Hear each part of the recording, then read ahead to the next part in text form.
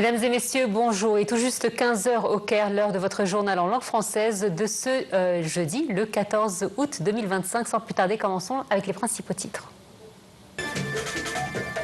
Le président Sisi appelle à protéger le patrimoine de la radio et de la télévision en procédant à la conversion de toutes les bandes radio et télévisées en support numérique. L'Égypte condamne fermement l'approbation par Israël de la construction de 3400 nouvelles unités de colonisation autour de Jérusalem-Est. Poquet, faute du changement climatique qui a fait augmenter d'environ 2 degrés la récente vague de chaleur.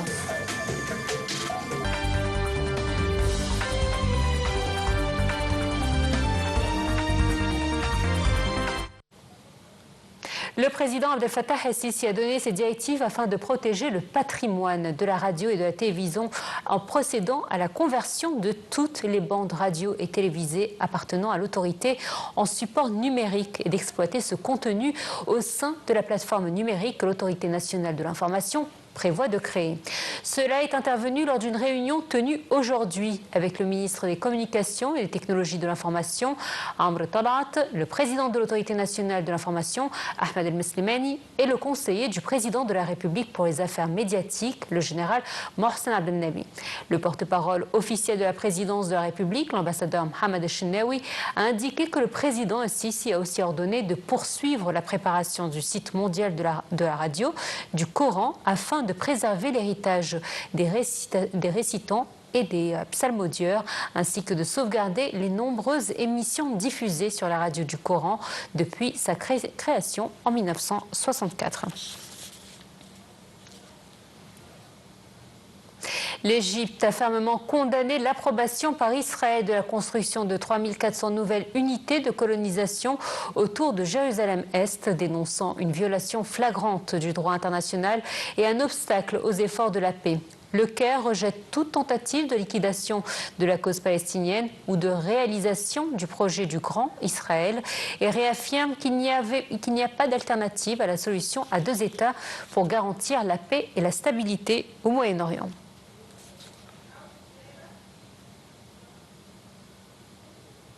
Et l'Égypte a réaffirmé son attachement à l'instauration de la paix au Moyen-Orient et a condamné ceux qui avaient été rapportés par certains médias israéliens concernant ce qu'ils ont appelé de Grand Israël. Dans un communiqué publié par le ministère des Affaires étrangères, l'Égypte a demandé des éclaircissements à ce sujet qui provoquera l'instabilité, un rejet de l'option de la paix dans la région et une volonté d'escalade.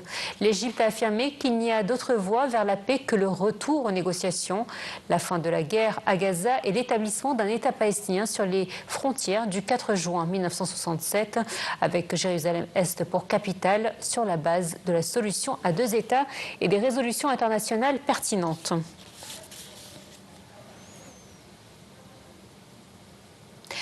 L'armée israélienne a annoncé tôt ce matin avoir intercepté un missile du Yémen revendiqué par les rebelles Houthis. Le porte-parole militaire des Houthis a affirmé cette frappe, précisant qu'elle visait l'aéroport Ben Gurion, près de Tel Aviv, à l'aide d'un missile balistique hypersonique. Les Houthis au Yémen, soutenus par l'Iran, lancent régulièrement des attaques contre Israël, affirmant agir en solidarité avec les Palestiniens de la bande de Gaza, en proie à une guerre dévastatrice.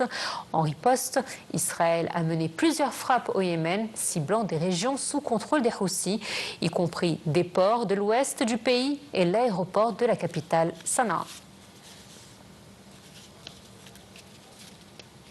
Le président ukrainien Volodymyr Zelensky a été reçu aujourd'hui à Londres par le Premier ministre britannique Keir Starmer. Nouvelle démonstration du soutien européen à la veille d'un sommet jugé décisif en Alaska entre Donald Trump et son homologue russe Vladimir Poutine. Starmer a chaleureusement accueilli le dirigeant ukrainien sur le perron de Downing Street avant que les 2 hommes s'entretiennent ensemble. Zelensky et ses alliés européens ont accentué la pression diplomatique pour mettre fin à la guerre en Ukraine, chaque camp cherchant à affirmer sa position avant la rencontre d'Anchorage.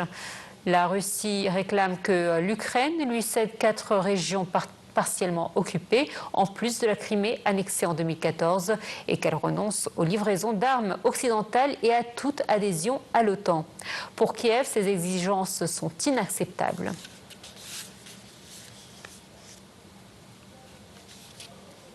La menace de Donald Trump d'imposer des droits de douane de 50% aux importations indiennes en raison des achats de pétrole russe par New Delhi bouleverse les exportateurs locaux qui craignent des pertes d'emplois massives. L'Inde, l'un des plus grands importateurs de pétrole brut au monde, a jusqu'au 27 août pour trouver des alternatives et remplacer un tiers de son approvisionnement actuel. Cette surtaxe de 50% menace des industries à forte intensité de main-d'œuvre, du textile aux pierres précieuses, en passant par les fruits de mer. Les exportateurs expliquent se dépêcher d'honorer les commandes avant la date limite.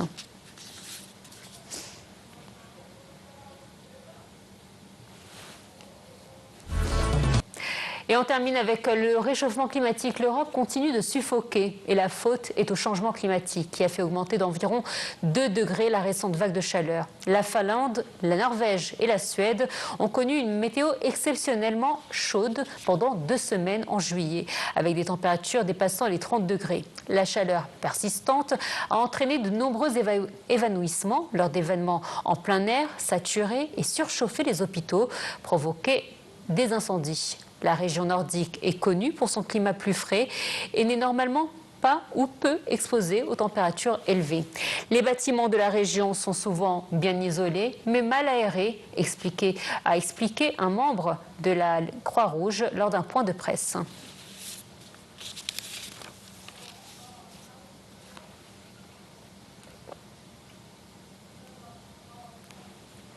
Voilà, c'était tout pour aujourd'hui. Merci de nous avoir suivis. Prochain journal demain à 15h pour un nouveau journal en français. À très bientôt.